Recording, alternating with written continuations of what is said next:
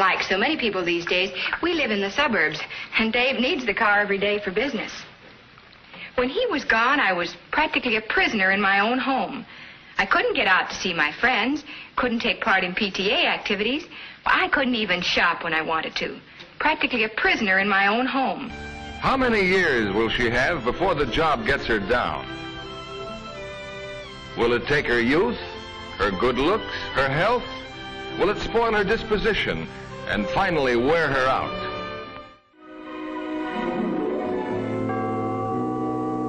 She is newly married.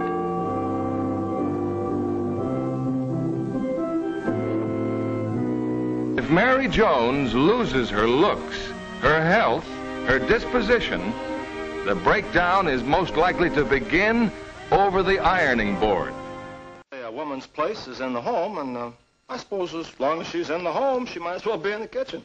You know, the girls down at the office make better coffee on their hot plates. Well, see you later. And he didn't even kiss me goodbye. You know, if I could just make a decent cup of coffee, I could relax. So, relax. Why don't you try Instant Folgers? Tastes good as fresh perk. And just about an hour ago, I got you fired. What? What did you do that for? I figured that being my wife would take up all of your time. Even if I wanted to say no, I couldn't. You're not supposed to say no to a detective. I figured that, too. But I don't want to just get by. If I'm going to be a homemaker the rest of my life, I want to know what I'm doing. This same kind of dirt was made just radioactive enough to register on a Geiger counter. The life of the American woman.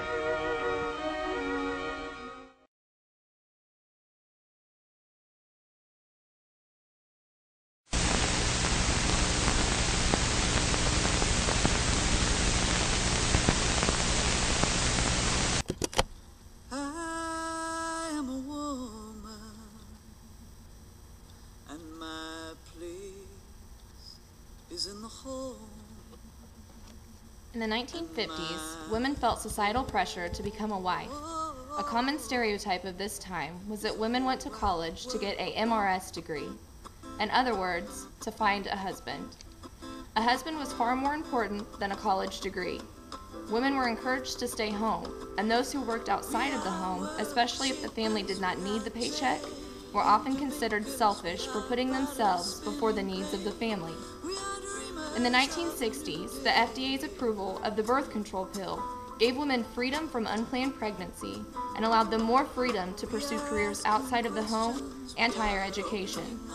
With policies such as affirmative action, women were allowed and even encouraged to participate in the labor market.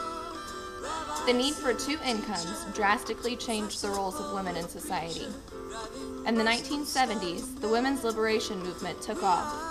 Women in the United States joined together to fight against the injustices they faced.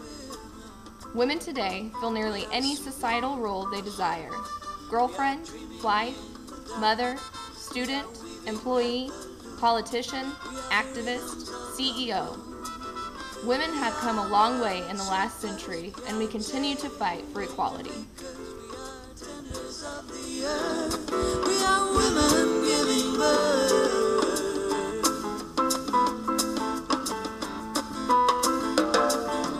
We are packing lunches, we are sewing the clothes you wear.